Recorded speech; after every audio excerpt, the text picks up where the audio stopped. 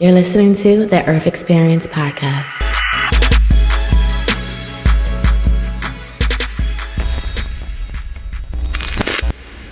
My name is Ryan Cassim, and I'm a human being. And my my career job title is strength and nutrition coach. All right. Now, underneath, I love that you said human being. I'm so thankful that you are one. And let's sit there, human being, Ryan, being a human being on this earth. What belief systems shape who you are today? Like when you say, like, who is Ryan? Who are you? And what Mm. is that? I think my big core foundation belief, I think just stems from probably a big part with family and a big part with mentors I've had over the years. But like the mantra that comes to mind for me is one thing to be nice, it's another thing to be kind. So I feel like my big core belief is to give to others, be kind to others.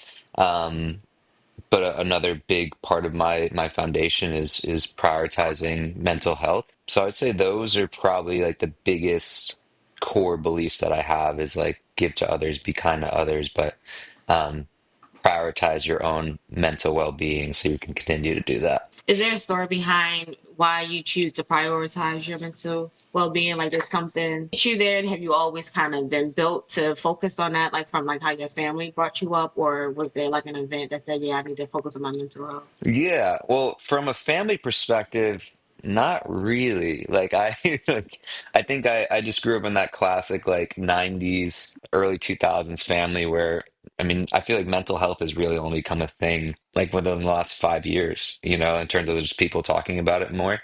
But with my family, it was more like my grandpa was very much, he was like the patriarch of our family. So he was the one who would almost challenge me to think different mentally. Like he was very much like he was a theater director, he was head of the English department at a school. Like he was just a very much growth mindset type of person, but also like challenges you to think about like life and like why you do things. And like one of his quotes I love is like just because you someone tells you should do something doesn't mean you should, right? Like just to kind of like challenge your own beliefs.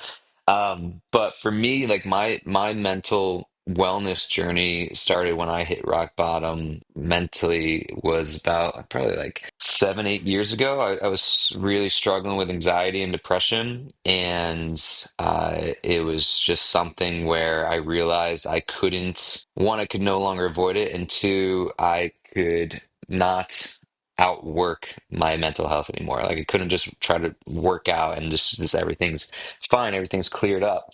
So that was like my first lesson that the gym isn't therapy, right? It's just like a tool that could be therapeutic. And it wasn't until this random gym member at the gym, his nickname was the Dragon, just because like anybody who goes to the gym, the gym community is like all the people who go all the time have their own nicknames. But his nickname was the Dragon, and he just came up to me randomly when I was working out, and he just said, "Hey, I want you to know I can tell you're struggling, and I just want you to know it's going to be okay."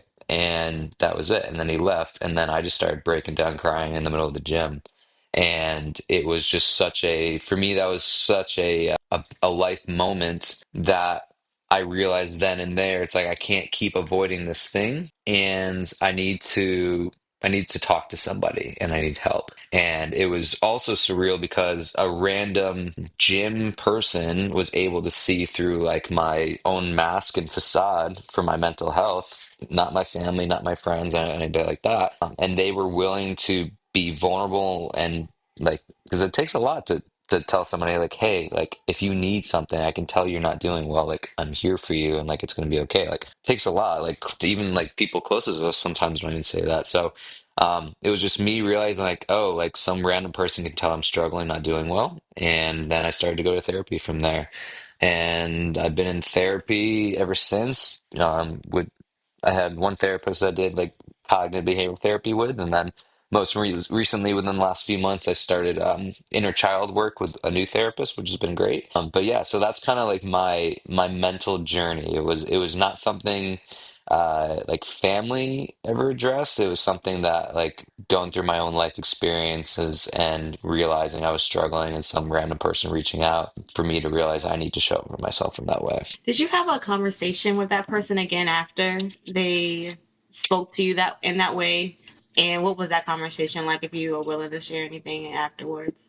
Yeah, I mean, he was just like this very like it's funny because like that's a very soft and tender moment from that person, but like they're also just like the most intense gym person. Like they're the one that's like grunting crazily in the gym and stuff like that. But he was a very I'd say like God-driven person, like very much like always saying like God bless you, God's got your back, like very um like faithful, like had a lot of faith. So him and I would have like conversations here and there.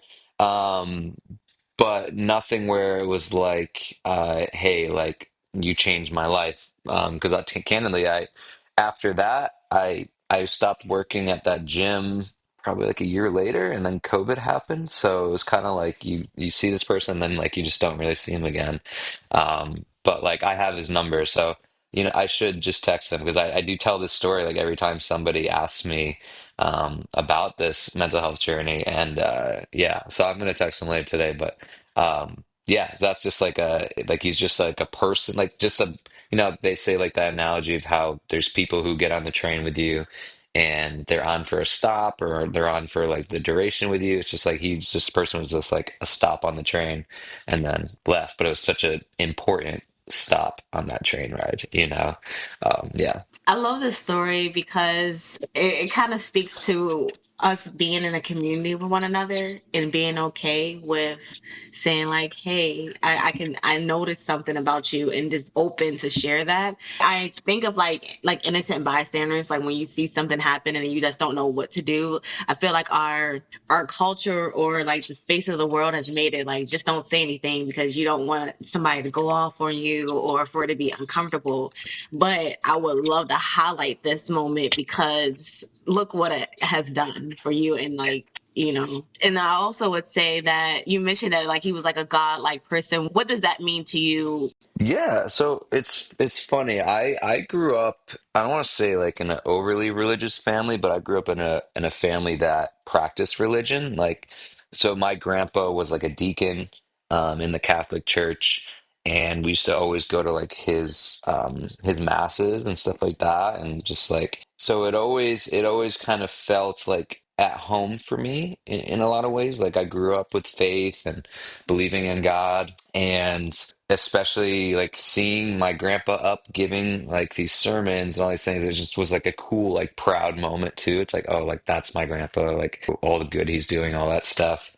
um and then we I was just telling the story the other day.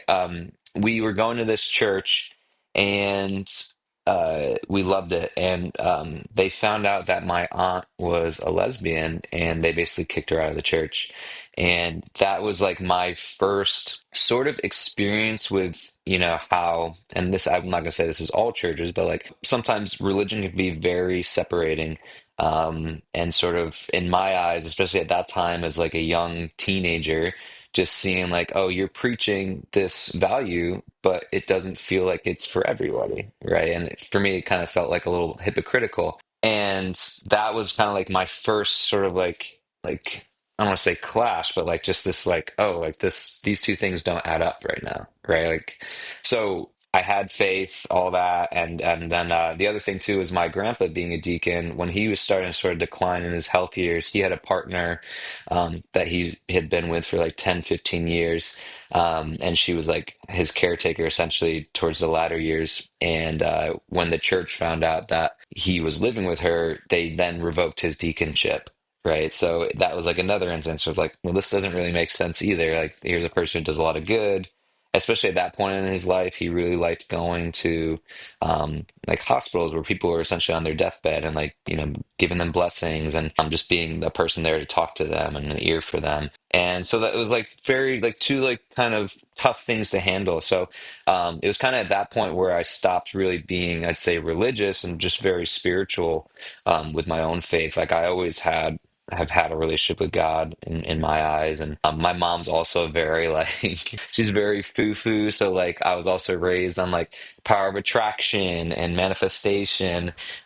We listened to a lot of Deepak Chopra and a lot of Wayne Dyer. People who really believed in like the way you view things can change like the way you do things. Um, and so I really like carried a lot of that with me as I got older.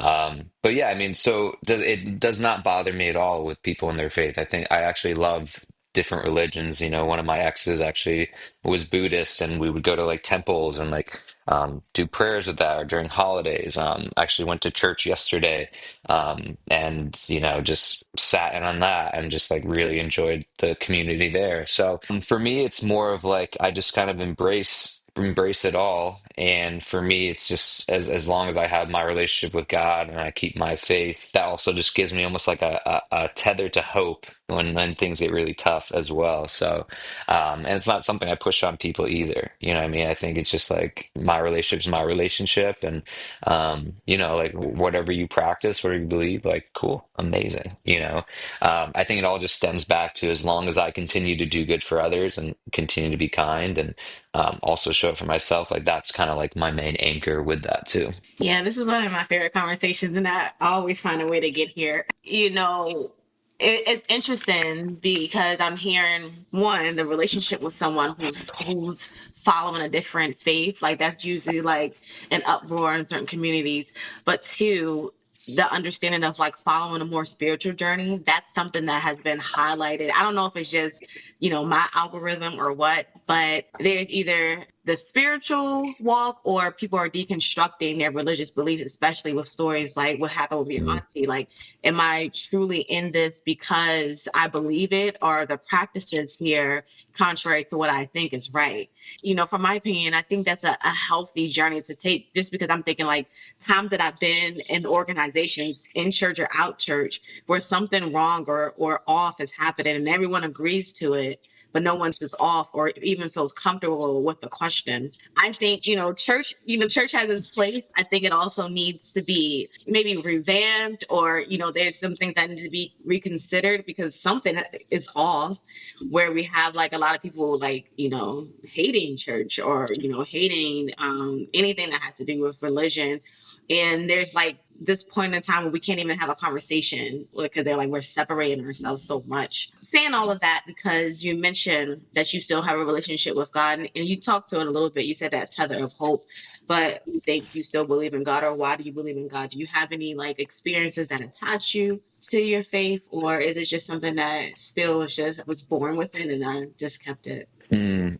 I think one, I attribute a lot to my grandpa just because, like, when I think of faith, I just think of him, you know, and like that's a person I love like so much, like one of such uh, like a real foundational piece in who I am today.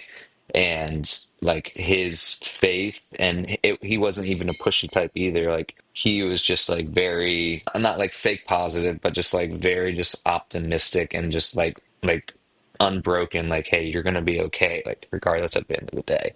So I think that's like a big piece is just like sort of my upbringing with that, but like how um it wasn't like forceful. It was just very just like, yeah, like go at your own pace and this isn't wrong or this like it's just like being able to take in the world. And I think also, I mean, for me, it's like whenever I see like such like beautiful moments, like whether it's like nature, I'm just like, man, this is like this can't be by accident. This is just so beautiful. You know, like even my own times, like going through like dark times with myself and all that stuff, like just sort of hanging on to like, hey, like it's gonna be okay, and just and always attributing it to like, hey, like there's a higher power out there that is almost just allowing me to go through these tough times so that I can grow from this, right? Like it's all for me. I always look at like whether it's highs and lows, like there's a purpose behind it, and lessons to be learned. And I think it's also just like for me, it's like life just doesn't seem as like bright unless you like for me again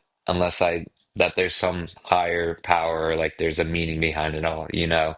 Um, so I think it's just like I said, it's not something where like I'm not praying every night. There's not like that going on, but it's just for me, it's just like this knowing or like that like the universe just has my back and that it always wants, you know, the best for me and for us. Um but yeah, it's also kind of funny. I really don't talk about faith too much. So this is like probably the most I've ever talked about it. But yeah, and I think it's also like I said, I think it was how I was raised too, which is what gives me such an openness to faith, to people, because I was raised, like I said, my dad is Middle Eastern, so he came from Lebanon. He was like 17, 18. So I had an immigrant dad. My two aunts are lesbians. My one cousin was adopted from Dominican Republic. My other cousin is transgender. I have an uncle who's super conservative. My aunt on the other end is super liberal.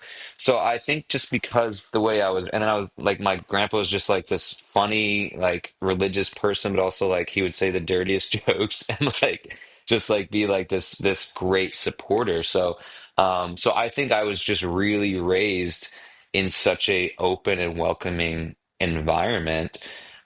Like my aunt taught me how to throw a baseball because she was nasty at softball, right?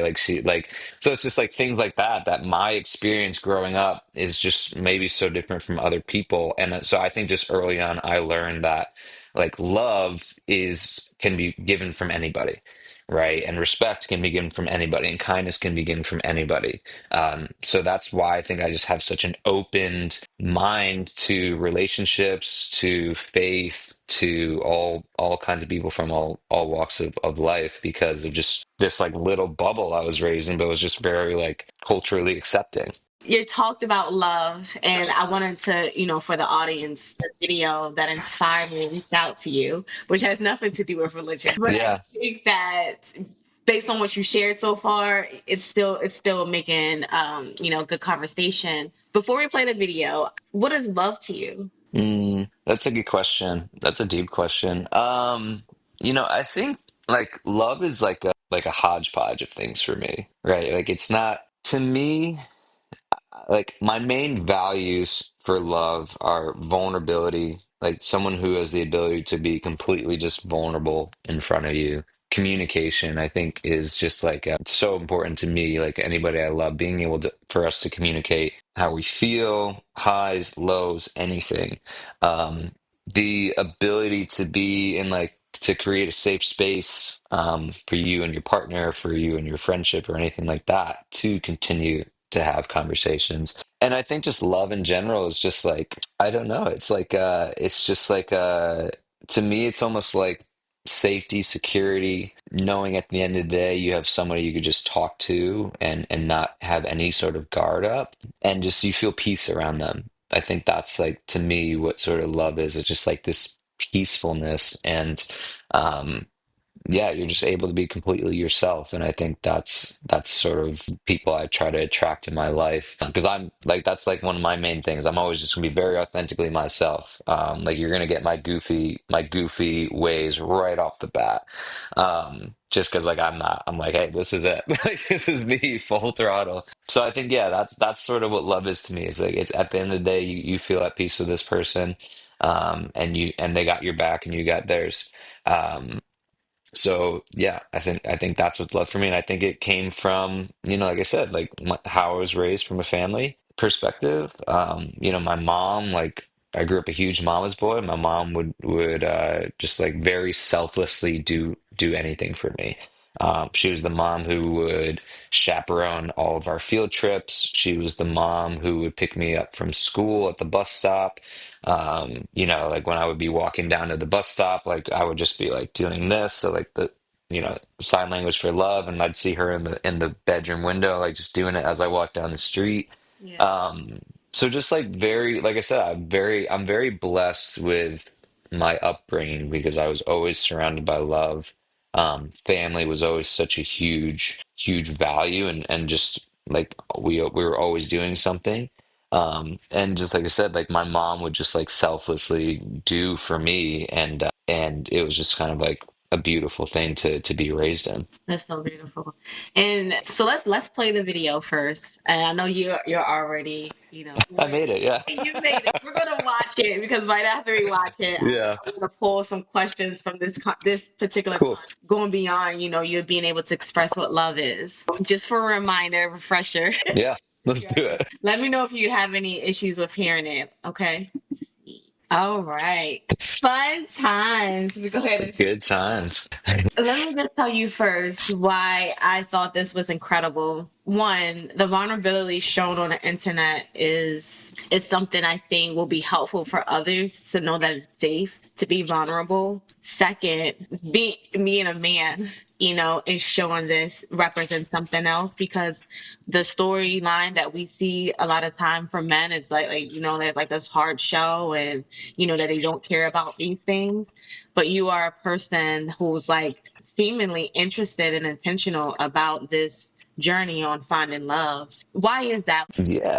I mean, I think something, so I learned a lot from my last relationship with my ex. That's really like where I pulled all my biggest values from. And I think most kind of that's kind of what happens when we go through relationships. You kind of learn like, oh, like this was missing and actually that's really important to me, or like this was there and that's actually really important to me. So I just realized that like someone who can be vulnerable, someone who can communicate, like I said, all the things I value, like I pulled that from like my last relationship. And I also learned from my last relationship um that I really wasn't comfortable being by myself, right? Like I really it was hard for me to be by myself. Like I was sort of codependent and anxiously attached. And I just realized that when I wasn't with my girlfriend at the time, that I wasn't happy in my own life, and even when I was with that person, like something just, it wasn't right. So I just learned from that last relationship sort of what my biggest value was. And I also learned like, hey, dude, you got to spend some time on your own by yourself doing things that you love, that you really connect with. Like, what do you love? Like, kind of sort of like really challenging myself and my beliefs, because it also just felt like at that time, like you say you want to do these things, but like you don't do them, or like your actions don't back it up. So it really, like from the time of that breakup and on, it really, I went on this, I guess like this, I don't want to say self-discovery journey because it sounds corny, but like kind of. Um, and really just started showing up for myself in a multitude of ways, right? Like since that breakup, I went to concerts by myself. I went out to dinner a lot more by myself. I took cooking classes by myself. I signed up for all these intramural sports by myself. I traveled, did countries by myself. I just did all the things I always wanted to do but never did, and just really sort of fell in love with my own time and being on my own. And the reason I say that is because, like, when it comes to relationships, like, yes, like, of course, I want a partner to share life with, right? But I didn't want to just go into another relationship as the same person I was, right? And so I'm very much prepared in life that, like, regardless of what if I'm in a relationship or not, like, I'm good. Right, like I got me, and I'm like the best love story there ever will be, right? Like me, myself, right? Because that way I'm not dependent on it, right? I'm very much like, and like I said, I would like, I feel like most of us should have this approach to it, because now we're showing up when a relationship does like come to be, we're showing up as like our full selves, and now we're able to really build something with a partner that can be really beautiful and from a very secure place. So that's why for me it was like that journey from my last relationship to where I am now. It was just really important that I focused a lot on myself. And why I want a partner, I think it's just my eventual goal is to have like to raise a loving family, and to have some kids, and um, continue to like just raise cool people in this world that are just kind and generous, and same thing, like want to help others, and like do their own shit, um but it was also like, I also am a firm believer that I wouldn't be able to attract a good person or a good partner if I didn't focus on my own things, right? If I didn't know my values, if I didn't know who I was, if I can be on my own, like, and just love myself and enjoy my own time. So yeah, so like that journey I had from that breakup to where I am now, like I actually have a girlfriend now as of 5 days ago. Um, which is pretty amazing. And she's an amazing person. And like I said, I don't think I would have been able to recognize what a good person or a good partner would look like if I didn't take that time to really dive into my own shit that I struggle with, to dive into, and really appreciate myself as the person I am, and really sharpen my tools for my mental health, and being able to better emotionally regulate. And I think it all had to happen the way it did. Like, especially like I look at that video now, I'm just like, man, like I'm super proud of that person, and he has no idea that like literally like 3 months later, you're gonna be dating somebody, right? So I think it's just really cool. It's interesting for you to share that you've been able to grow from your last relationship, because I think that those are sensitive topics. Everybody's talking about. Mhm. And sometimes when people are talking about their ex, it's like a horror story, or like I never want to see them again, or things like that. I'm interested in wherever direction you want to go with this. When you think about that last relationship and what failed, what content can you take from there that you, and I know you talked about this thoroughly just now, but like I guess a little bit more specific, or if there were stories or anything that you specifically learned about yourself that you would share that maybe other men might also have experienced, or maybe not. I know it's your personal experience, but is there any stories or anything that you can pull from there where you're like, I know that this was something that hindered us and this is why we couldn't go through, but this is how I'm going to reshape that for this new dynamic? Yeah, I mean, one, like I have all the love for that person. She was such a good person, and the way we ended was such a man. It was almost like a movie, right? Like the day we broke up, we literally like walked around the block like one more time and just shared everything we loved about each other, everything we'd miss about each other. And it was just like again, we both were just like truly vulnerable and just like shared everything. Um, I think the biggest things that I learned were one, that the values I want in a partner, I also need to bring to the relationship, right? Like I can't expect someone to be vulnerable. I can't expect someone to communicate. I can't expect someone to create a safe space if I'm also not doing the same thing and bringing that to the table. Um, I also think from a perspective is I also just felt that at the time that we just weren't aligned, and it was just having a conversation with that person and they felt the same way, right? Like when as soon as I said like this is how I feel, she was like I'm feel relieved because I feel the same way, right? So it's almost like we both just weren't saying what we really were feeling, right? And I think that's how a lot of people one waste so much time in relationships, right? You always hear those horror stories how people are in relationships 2 years longer after they already were done with a relationship, right? So I think we were both just very like honest about how we felt and with each other and respectful of each other's time. And I think I also just learned that, relationships are a team, right? Like one of my favorite books about relationships I would recommend anybody reads is by Jay Shetty. It's called Eight Rules of Love. And it's one of my favorite books I've ever read about relationships because it just kind of paints the picture that like, hey, you're a team, right? And if you're trying to one win an argument, like you both lose, right? Because that's not the point of this. Point is to seek understanding where this person is coming from, where it stems from, speak your piece, and then come to a place where you can come to some sort of agreement, right? And I also think that I just learned that I need to listen to my gut and my intuition. I think that is something I ignored for a long time. And the longer I ignored it, sort of like I had all this like anxiety from it. Like it was like my body was trying to fight me and I was like trying to point me in the right direction the whole time. I was just like, no, no, like it's scary to be on my own. It'd be scary to think of what life would be like without this person, blah, blah. Even though I knew it was just like my gut was just telling me it wasn't it. Right.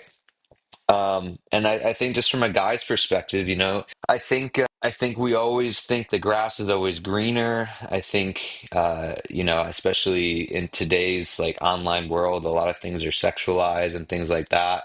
And I think it's important to get in alignment with what your values are, with what you're looking for in a person, um, because I think it's very easy to stray away from that.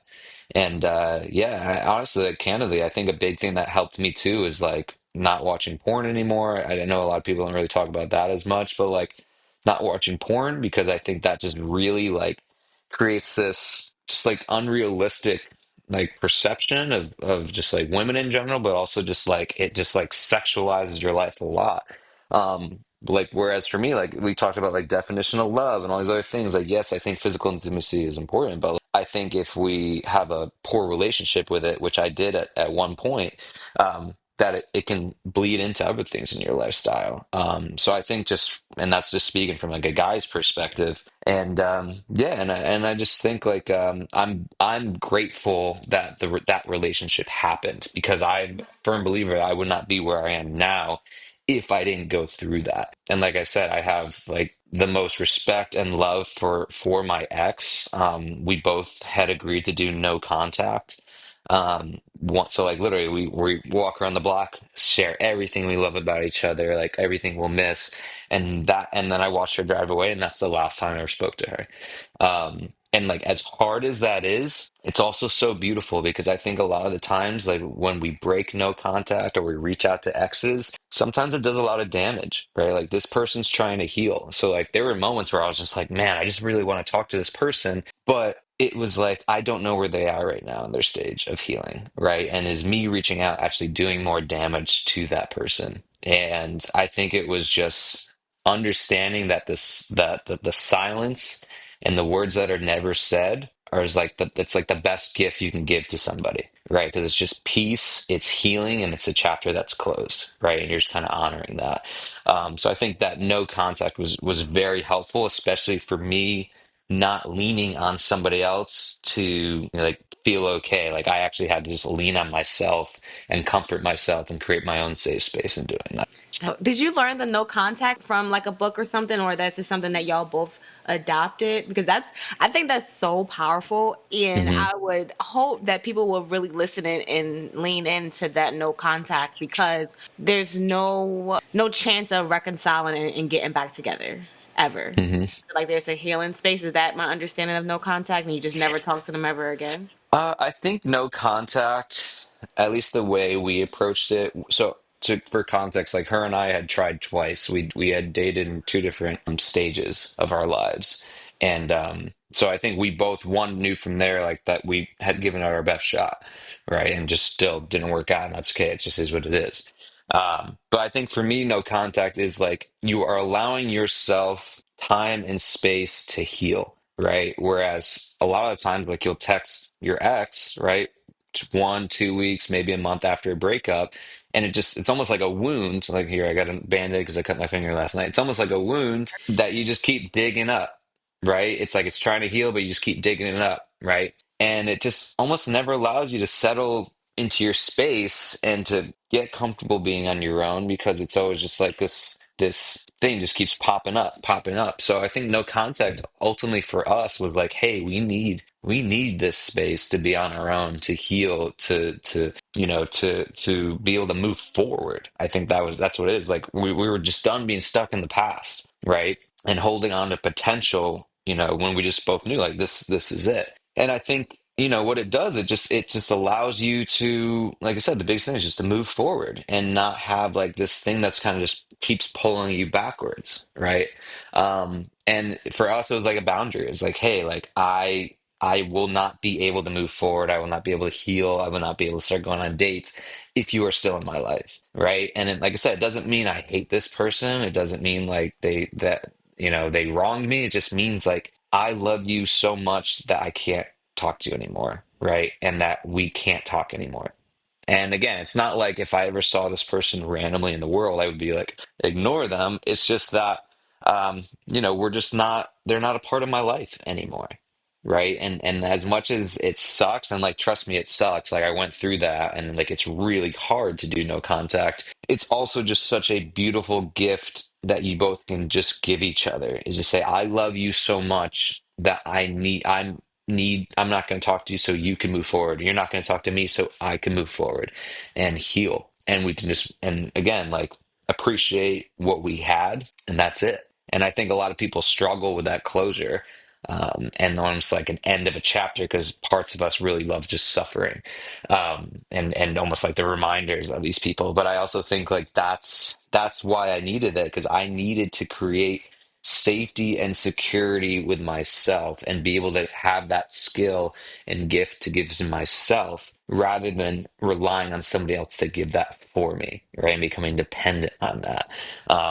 I think that was like a lot of what I learned through my own therapy, through breathwork classes, building my own community. I think it was just so important for me to go through that and have this no contact, because it's almost like you're weaning off of drugs, essentially. It's literally like your brain, literally the chemistry in your brain, it feels like it's missing, like a drug, and it's getting withdrawal. So you're just kind of like going through that and you're fighting through that. And it took me a while, right? Like it took me, man, probably, I remember I was in Japan in March 2022, and I was at this beautiful location, like overlooking like from this temple. And at that point, I was still counting the months in which we had been broken up, right? I was still like marking time as that. And yeah, I mean, I think it was just like, and then once that year mark happened, it was almost like, okay, like now we move forward, right? And yeah, and like I said, I definitely grieved that relationship. I allowed myself to feel what I needed to feel, and I grieved that older version of myself that was also dying. Right? I think that's what we don't realize too, is like yes, you miss that person, that maybe that ex, but also you're gonna miss that person who you were, right, with that person. I think that's what we all were grieving as well. It's like I grieved that part of me that died, to sort of like, and going into an unknown of who I'm becoming, right? So yeah, so I don't even remember your question, but that's my answer. You answered it. I threw in like two of them anyway, so you did perfect. Uh-huh. I was just wondering if that no contact came from, any other form, or it sounded like y'all agreed to something together. Even in the fruit of your words, most of the time when I'm my own self-discovery journey and just observing life, I'm looking for the fruit of a thing, and like, if this particular thing happened, how do you know that it's helpful for you? And right Mhm. now, everything that I'm hearing from you, it just sounds like there's so much fruit, like you're actually practicing it out. And I think a lot of us might be good with words, but some things you really just have to tangibly see it in your life. And therapy has come up in our conversation. And again, I'm going to go back to this idea, and could be just my world. Maybe men are not like you, but therapy is like icky word, not even just men, but for some people. And I'm wondering if there's some fruit, and you already shared a lot, but like if you would like to really just hold it in your hand and say, like, this was fruit from therapy, and maybe sharing with other people why you think it could be helpful for them based off of your own experiences.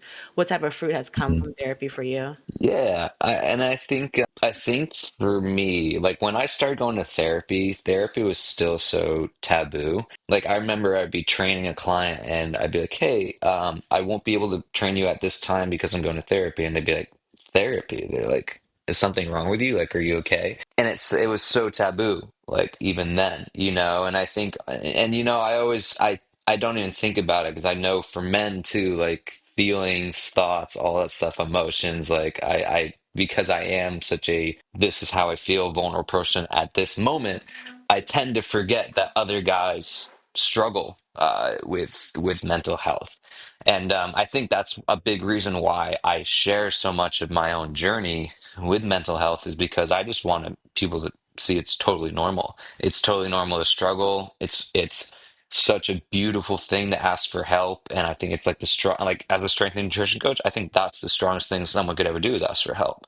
Um, and I pulled so many nuggets from therapy, right? Like so many nuggets. I think the biggest thing that therapy gives me, and the reason why, like when people ask about it, I'm just like, this is a person in your life who is non-biased, right? It's not your mom, it's not your best friend, like they are literally just listening to what you verbiage and reframing it for you so you can just hear it in a different way, but also challenge your ways of thinking, right? And I think that's so important for us to have, especially if depending on who you're surrounded by.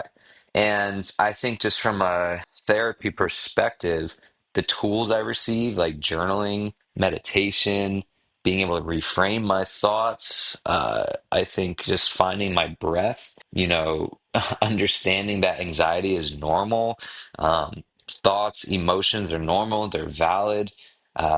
Being able to communicate to somebody, being able to set boundaries, like that's like the funny thing. That's why I always laugh, because I used to say the gym is therapy, And now I'm just like, there's no fucking way the gym is therapy, because it's not like now that you can bench press, now you can communicate to your girlfriend that you need this space or this is a boundary, what you're struggling with, because like that's not what it does. You don't learn that skill from that. So it taught me so much. It's changed my relationships dramatically. And I think and to tie in another story, like when I made that video where I got stood up that week, I had a inner child session with my new therapist, and we had talked about how, in points in my life I've gone through rejection and abandonment. And that video, like a big reason why I made that video was because for me, I was like, okay, I'm 90% sure this person's not coming to this date, right? Like, I'm not stupid. Like, they're probably not coming, but I need to show up for myself, right? Like, that's why I say, like, I got me. I need to show up for myself because I need this to say, no matter what, I'm good, right? I got me. No matter who comes in my life, no matter who leaves my life, I'm good. So, for me was like, and I want to record this experience so that I can look back and remind myself that. Right. So it was almost like and it was literally like it was crazy because I had therapy the day before, and that's what came up like the next day. And I was just like, I need to do this. And this is the action I need to sort of cement this way of thinking and processing in my life. And like I said, I'm so glad I did because it just helped me reframe and just be able to go through that and not feel like it's my fault and not something wrong with me, and just understand that like it's more about the other person than it is me. And so that's like a big lesson I learned through therapy, and like it kind of that's exactly why I made that video when I did, because it was just like proof that I got me at the end of the day, no matter what happens. I like that you're able to, gather these fruits from therapy. And one of the things that I heard you say earlier, and I know this is a topic that's sensitive, and my goal is to kind of have these uncomfortable topics as far as you can go. But to have these conversations and to learn why you do things and what has adjusted your mind for certain things. I want to go back to what you said earlier about intimacy and porn. What inspires you to make that decision? Because I know that people have different perspectives on porn and they don't really see it as an intimacy issue. Did you notice that it was an intimacy issue and then you just one day say I wanted to do it? Did it come out of a therapy session? Or was it something else that kind of made you think, like, let me try this? And what has that journey been since then? Is it a struggle? Is it clearly helping you? Or what's the story there? So I think it's a good topic to talk about. It's something I've only talked about like a couple times on the internet, because I think it's like one of those topics where it is like there's a lot of shame that can be like intertwined with it, you know? But I've always been like the trial by fire guy. Like I learn from like the aftermath of things, right? So for me, it was learned from that last relationship. I learned that, I would feel less intimate the more I would watch porn, the less into my partner, right? And I just learned that it was a coping mechanism, right? Like I would watch porn if I was bored. I would watch porn if I was stressed or avoiding something. So not even for the reasons people might typically watch porn. So it's like insert instead of porn, it's alcohol, right? Insert instead of porn, it's drugs. Like it's like that's what it was for me. Is like that was my vice. And like I said, I just noticed it bleeding into my relationship. I noticed it affecting, my time management, like the amount of time I would spend watching it.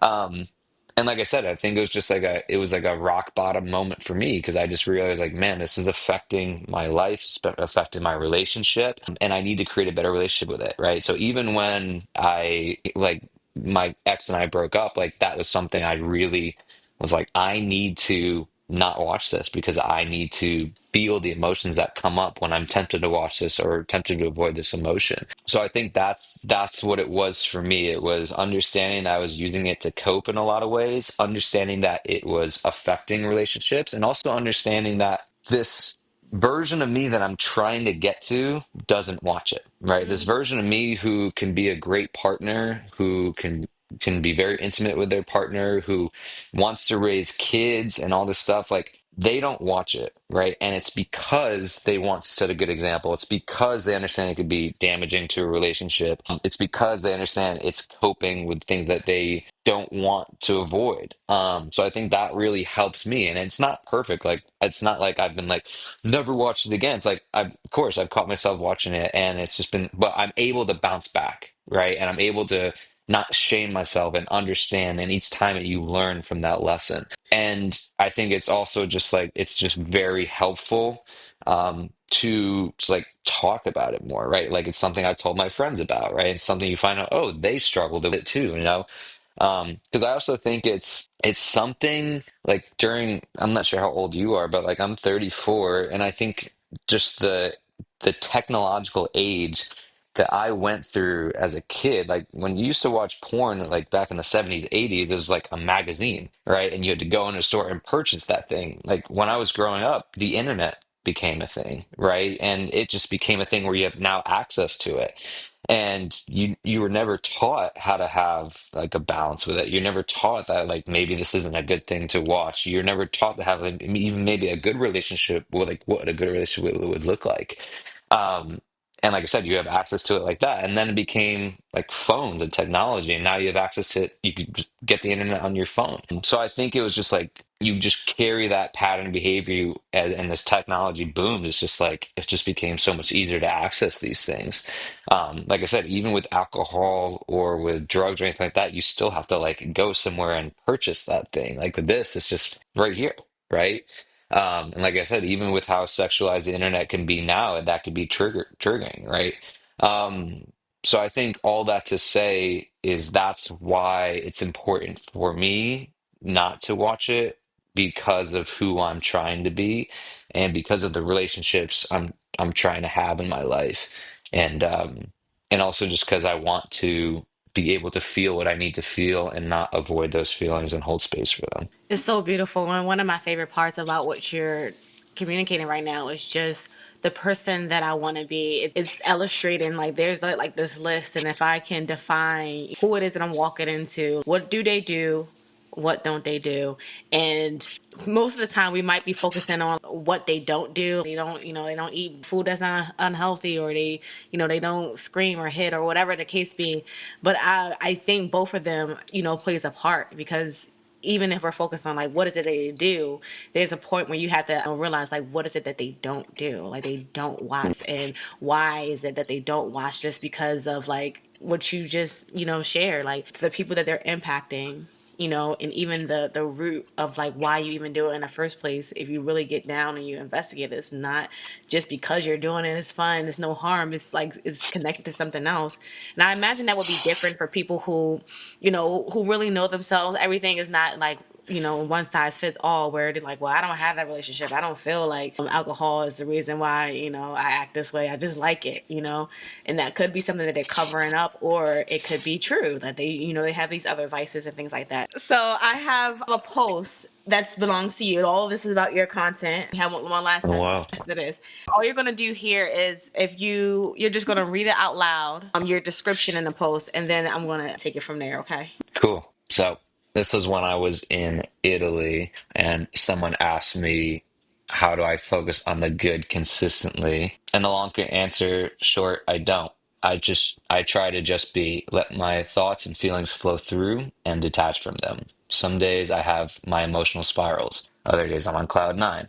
But most of my energy is spent just trying to be and observe, rather than feeling like I should feel a certain way, or if I don't, something is wrong or it needs to be fixed. Spoiler, it doesn't.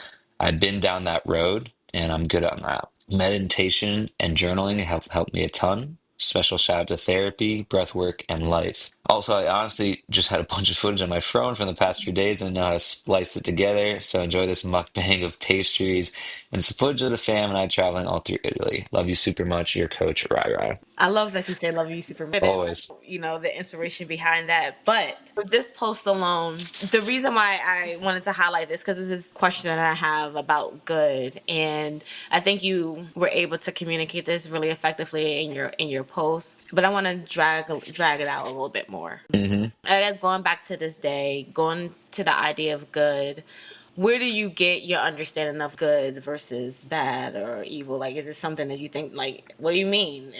Are there things that you would put in a list and you're trying not to, like, put them in a list? Or what's the story behind good? Yeah, well, I think one, it probably stems from just how we're raised and what society dictates as like good, bad, right? But I think as we get older, we discover there's a lot of gray areas, right?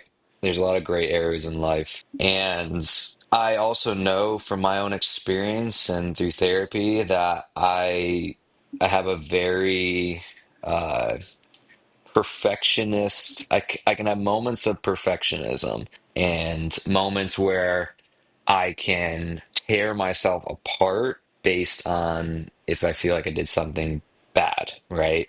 Maybe something out of my moral compass or something where I feel like you've already learned this lesson. Why would you do this again? Blah, blah, blah. And I think so. I think that's where that stems from. And I also think just like my own Jiminy Cricket of like, my conscious and tell me what feels good, what feels wrong. And even though to some people it might not feel that way.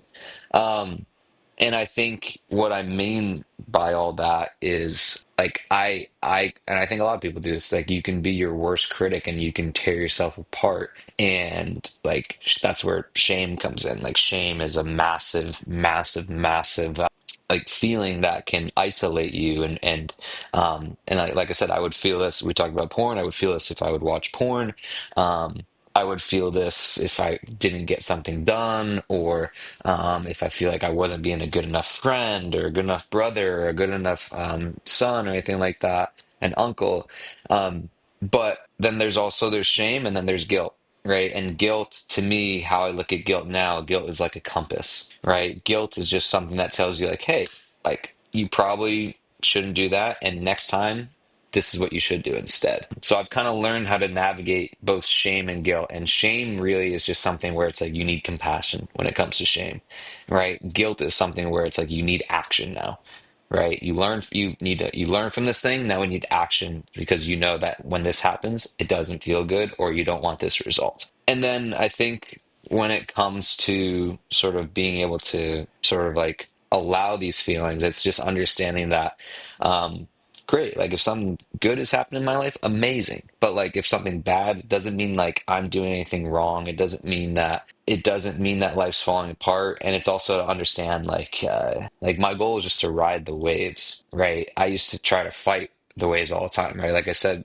I mean we talked a lot about my life in this podcast, but like my mom raising me like with the secret and affirmations Yeah. and law of attraction, all that stuff. Like I think there's a lot of good that came from that. There's also a lot of like things where like if something bad was happening to me, I now said, oh, it must be because I attracted that. I must be doing something bad. And it almost like made it so I couldn't feel I should always like falsely be positive or just like if I attracted this is my fault, rather than understanding like things just happen, right? And it's not necessarily because I attracted it, but like it's okay. And so I think those are just things I had to learn. So to ride the wave and not fight it, and understanding like the lows are part of the highs, and it's all in between. So that's why really for me, it's like I really search for contentment now, right? Like I'm not trying to be happy. Like happiness is cool. Like, and when those happy moments come, that's amazing. I'm going to appreciate them. But like I'm not trying to be happy. I'm trying to be at peace, right? I'm trying to like just be content with life. And some people hear content, they hear like comfortable, but like I'm also a very growth minded person. So like I'm just trying to be content and enjoy what I have and enjoy the moment, and understanding there will be highs and there will be lows, right? But like we're just going along with the wave. Again, don't remember what your question is. No, That's where I'm at. I mean, you're doing a fantastic job. The question was about defining good. And when you started to speak about the affirmations or like, your mom, that's something that stood out to me in the work that I did research before our call. But when you mentioned like this idea of like something bad's happened, it must mean that something worse is, something that I'm attracting. And I had to really learn that too, because I'm somebody who watched The Secret, and I Hmm. kind of just took it for what it was. And I remember one time I was trying to share with my daughter, and it kind of like scared her, because like she thought like some bad things were happening. And it was like, I was taking it from an adult form, understanding like everything is not this way. But like from a child's perspective or perceptions of life, it's like now I'm creating all this bad things happening, and it's not necessarily, Hmm. I don't even know how to properly communicate, why it feels copy and paste, but it's not copy and paste when it comes to like Hmm. good and evil. And I now focus on the heart posture, because even people might have all these good things happen to them, but their heart posture might be different. And I will never be able to investigate that, because that's their own personal journey. Last shenanigan for you. This is the game Hmm. to close us out. Let's Um, go. this is a time game, but the purpose of the game is we're going to get another topic out of, again, one of your pieces of content. 1 minute, 2 minute, or 3 minutes. I'm going to show you on the screen the process of the game. So the first thing we're going to do is we're going to pick a time. So you're either going to do 1 minute or 2 minutes or 3 minutes. That means that you have to answer this unknown topic and unknown content within 1 minute. Okay. Okay. Then we're going to pick the topic, which means you'll see it. Let me just go to the next one so I don't confuse you. All right. So let's just focus on the time when you're responding, and how much time do you want to use? 1 minute, 2 minutes, or 3 minutes? Do I get to do all three? If you want Or to. is it just one and done? Because If now I'm gonna have FOMO. it's only Okay, one. let's start. If you can, Fuck. Okay, I would do it. I know you have only but so much let's do it. time Can we do left. two of them? Can we do? Okay. Oh yeah. Okay. Okay. I want to do that. Let's start with the 2 minute one. 2 minute one. Okay. So for 2 minutes, you're either going to respond with advice, you're going to conception, or you're going to tell a story. Interesting. And misconception, it could be anything. Yeah. So and then that's the other thing. So this is all about creativity, improv. Even though Oh boy.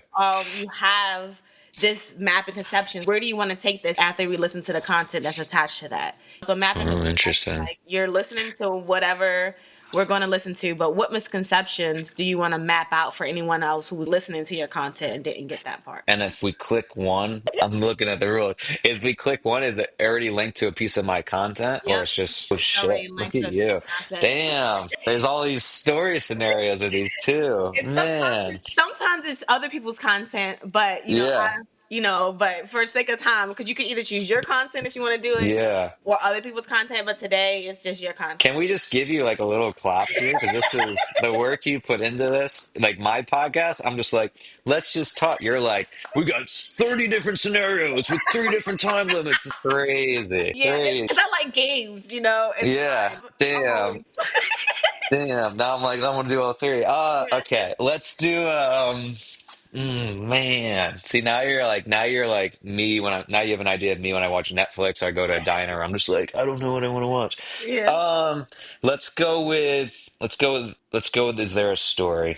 Okay, is there a story? And then you chose 2 minutes at first, so there's going to be a Mm-hmm. timer Okay. Oh, jeez. for 2 minutes. This is the content that we are responding to. Healing isn't about fixing, it's about trusting. We can watch it and then go into the 2 minute timer for a story behind this. All right. Let me just read it. This is 4 weeks ago. All right. I had a moment where I was. Okay. Got it. All right, you I got can the tell you story? the story. Okay, great. You got that timer set? Got the timer set. So Yeah. what you see right now is a whole bunch of squiggly lines. Cool. Eventually, the squiggly lines are going to go away, and you just see the earth. Crazy. It's a lot. How do people react to this? You need a video just people react to this shit. You know what? I should. You should There's a whole like, bunch of squiggly lines. When the squiggly lines disappear, your story's over. You need to be done in that time. Okay. some Got it. people Hey, are you want to trigger like, anxiety? This is how you do it. Oh, fuck. Okay. All right. Let's do it. all right. Oh my goodness, that's so funny. I'm so excited. Cool. You know that it's done because there's Mm-hmm. the Earth Xperience logo. That just means there's my logo with white in the back. Okay. Okay. 2 minutes on the Let's clock. do it. Go. So this story, like feeling like I need to get it right this time around when it comes from relationships. So this stems from, again, inner child work and therapy and how I felt a lot of anxiety around one entering actually this new relationship I'm in now, and almost like this pull that I need to get it right this time. And I think for me, like I said, it stems back from my last relationship and how uh, always feeling like, man, I should have done this, or I wish I'd done that, or I could have done this, right? Again, stemming back to sort of like that perfectionist mindset and going through the shoulda, coulda, wouldas, and me just realizing that yes, there's good intention by feeling like you want to do it right this time, but there's also this anxiety that comes with that and this standard and feeling, and basically it stems from like I just don't want to fuck this one up, or I don't want to fuck it up. And yeah, so it's just trying to that feeling of like let me get it right this time, but like my therapist just being like, well, what is right, like what does that mean, and just understanding that I was putting an unfair standard on myself, that I shouldn't make mistakes, that I can't make mistakes, that if I do, like things are just going to go bad, and just giving myself the space and the permission to just accept that I'll make mistakes. And that's kind of part of any relationship, whether it's with yourself, a friend, a partner, and being able to move forward and learn and grow. That's kind of what makes relationships beautiful. Boom. Yay, time. There we go. All right, good. That's so funny. There we go. All Nailed right. it.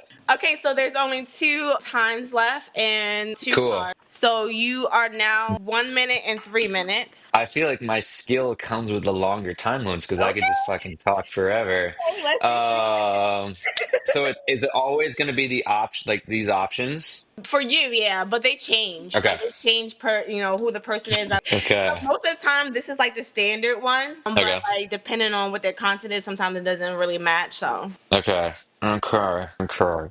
And then so now I'm choosing a time, yeah, and then 1 I'm minute. choosing a topic. Yeah, so 1 minute or 3 Option. minute or option one, and with option one or option two.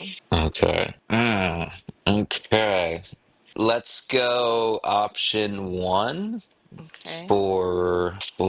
let's go 1 minute. Okay. Option one, 1 minute. Oh shit. You want to read the post? Okay. I'll read it. I'll read it. Okay. Okay.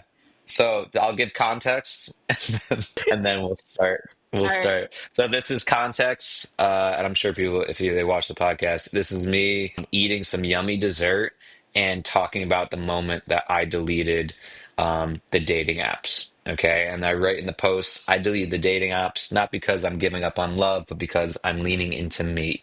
I'm at a point in life where I'm very aware of my needs. It's just a matter of acting on them. Sometimes progress looks like taking a step back. It can look like not trying to lose weight and focus on repairing your relationship with food and you. It can look like taking a year off school to take some time on what you really want in life. Progress is not linear. I'm grateful I have the ability to be aware of my needs and also the grace not to shit on myself or taking that action. Also, the dessert from Extraordinary Desserts, and it was quite yummy, as you can see from my face. Love you super much, your coach, Rai Rai. Okay, with 1 minute on the clock. The Yeah. post is just advice. So it could be advice about a particular line, about the topic of this post, even the Mhm. desserts. You're just giving advice in 1 minute. You're ready. I think the biggest thing I want people to take away from this post is that going backwards or feeling like you're going backwards does not mean you are losing progress. It does not mean you're less of a person. I think it's absolutely necessary to take a step back at times in order to move forward. It's okay to take a pause. It's okay to sort of check out where you are now in life in order to see where you're trying to go. Um, and you don't need dating apps to meet people. I met my current girlfriend at a karaoke bar, and I randomly sat next to her. So there you go. That is my advice in 1 minute or less. And maybe I'll keep talking for a few seconds more because the squiggly lines are still on the screen. So yeah, progress is not linear, and give yourself grace and be kind to yourself. And the opposite of that, don't be a dick to yourself. Boom. There There we you go. go. All right, so we're done with the shenanigans. Cool. These are almost coming to an end where you Love share it. like how people can find you. But before you share how people can find you and all the things, your websites, I've seen a post from you when you're talking about who should not follow you. I want you Yeah. to share like what would your audience be searching? And it's not like you don't have to get too keyword searching, but more about like in their life. I'm searching for someone who can help me get through this weight loss experience, also, work on my inner self. What do you think? Hmm. How would you describe your audience in a few keyword searches? Yeah, I think people find me because they've tried every diet in the book and they're looking for someone who's relatable, who's authentic, who can create a safe space and can help keep weight loss simple and not just weight loss, but we work on mental health and creating a good relationship with food and creating a sustainable nutrition and exercise program. And it doesn't feel like as soon as you're done coaching me, you're like, what the fuck do I do now? It's something where you do the rest of your life. And I also think people will search for me because I just talk about life and I try to just share the lessons I learn as I go along. And I try to be as vulnerable as possible and as genuine as possible. And I like to say funny things. So I think people might do that too. Those are my keywords. I have this fake project going on, and you could just use. Hmm. So you've said a lot of it in the podcast, so maybe you'll pull from this. When you think about the human experience, it could be a story, it could be just your thoughts, or like a description. And there's this book about the human experience. What do you think should be in that book? It could be the title of it, a question that needs to be answered, a quote that you want to add, or just something from your life that makes up a human. The book is What Makes a Human. What makes a human? I think what makes a human, what would I want to add into it? I think I would add the little moments in life are what make a human, right? And that's also why I named my podcast These Little Moments, is because for me, the little moments in my life make me who I am today. Little moments of that person coming into the gym and that was what prompted me to go to therapy. Little moments of my mom picking me up from school like on my birthday when I was like 7 with like a balloon with like happy birthday on it. It's like these little moments that I can just sort of pick that were like 5 minutes, right? But they just really and have created the person that I am today. And that's what I add to it, is that the little moments in life curate the human being. Wonderful. Ryan, tell Mm-hmm. people any closing remarks and how to find you. Um, I'm gonna come back for a bonus episode so I can find out what the hell. And you can find me at Body by Ryan Fitness on Instagram. Please don't call me Brian. Everybody calls me Brian for some reason. It's Ryan. Um, Body by Ryan Fitness on Instagram, and then my podcast is called These Little Moments Podcast. It is not as cool as yours, I'll tell you that much. So if people are watching this and they go there, there is not cool games. Um, and but we do get deep, which I appreciate that you ask such deep and provoking questions on this podcast. But yeah, definitely, I'm coming back for that 3 minute game, unless you want to come with more, because I love games. Yeah, yeah. 3 minutes. 3 minutes for misconception. Yeah. Okay. All So right, this is bonus. This is so if the people listen to the whole podcast, this is the bonus at the end. yes. All right. Crystal Girl Mama. Okay, You want this to is listen to funny. it or you want to read it? I'll read it. Okay. All right. So growing up, my mom was a crystal girl, still is, absolutely. She would do my tarot cards, tell me my future was bright. We listened to affirmation, the way to football, and Wayne Dyer was always on repeat. So now, as an adult human being, I'm a crystal girl, but more of that. I have an anchor that reminds me of who I want to be and what I'm showing up for. I got this new rose quartz bracelet that I'm wearing as a reminder to show up for me. Self-love, gentleness, stress relief. I might not be the ideal crystal girl, but I'm very keen on having reminders in your life that constantly remind you to show up for you. It can be a bracelet, a rock. I kept one in my pocket for years, a tattoo, etc. I'm very grateful for my mom, who she is, and this gift to include in my own life. Also, please enjoy the video of me picking my nose and eating my boogers at the end. Thank you. Love you so much. Right, right. Yeah. All right. So I think the misconception people might pull from this, I think a lot of people actually commented this. They hear like foo-foo and they think one, not a religious-based person or faith-based person. So I think one misconception is that I'm just a crystal girl and just believe in the rocks and that the rocks will guide me. I think this is what you and I talked about earlier, is I'm just very open to uh, faith in general and having reminders like that rose quartz. to be my anchor, to show up for myself in a multitude of ways, to do good, to feel good, and all these other different things. Misconception about my mom. I think kind of nailed my mom in a nutshell. She is very much a crystal girl. Um, I remember when I got that, I didn't even tell her. She's like, oh, rose quartz, self-love, gentleness, blah, blah. She's gone through like all these things. Like, wow. And she's like, "Do you want mine? I just got this new one, blah, blah, blah." So my mom is very much, she's always been a spiritual person. She's very much the type where if she sees feathers on the ground, she's like, "Oh, angels are nearby." If she sees like certain symbols, she'd be like, "Oh, this is this sign for this." Something I appreciate about my mom is that my family actually we do is when we see cardinals, we associate that as loved ones coming to visit, specifically my grandpa and my grandma. And that's actually a big reason why my logo for my business is a cardinal, because I wanted a logo that had jack shit to do with fitness and more so to do with people that I love and care about and that mean a lot to me. And yeah, so I think in terms of all the misconceptions, I pretty much nailed my mom in that. But also, I think in this podcast, we fleshed out my faith and where it stems from, and that I can do both. I could be the crystal girl, I could be the faith-driven person, and that I love having some sort of anchor on me to remind me to either breathe or to focus on certain things in my life. And these squiggly lines are still on the screen. So, and I have no idea how much time I have left. So I'm going to talk for a little bit more. But yeah, so I think those are like the big misconceptions. And yeah, I think, and for me picking my nose, I used to pick my nose and my boogers all the time as a kid. I also used to pick my boogers and wipe them on the wall in my bedroom. And my mom would have to literally like chisel them off because they would harden. The end. Insane. Cool. There we I'm so go. honored that you were able to play all three. That makes me I know. Whoever doesn't, like, you're missing out because I enjoyed that. now I have Yeah. this like promo. Like, look how fun it is Yeah. here. Yeah, that's right. Well, how do you pick one and not like wonder what was behind the other doors, Yeah, right? So I got a chance to sure. see. Well, Ryan, I really appreciate you sharing your time with me. Who you appear to be online, in this conversation a little bit further than the clips. I truly feel like they match and pair well.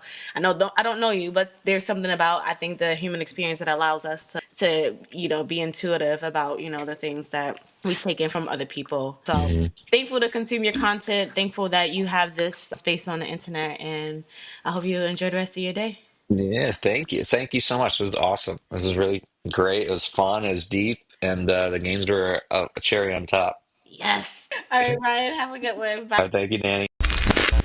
Breathe.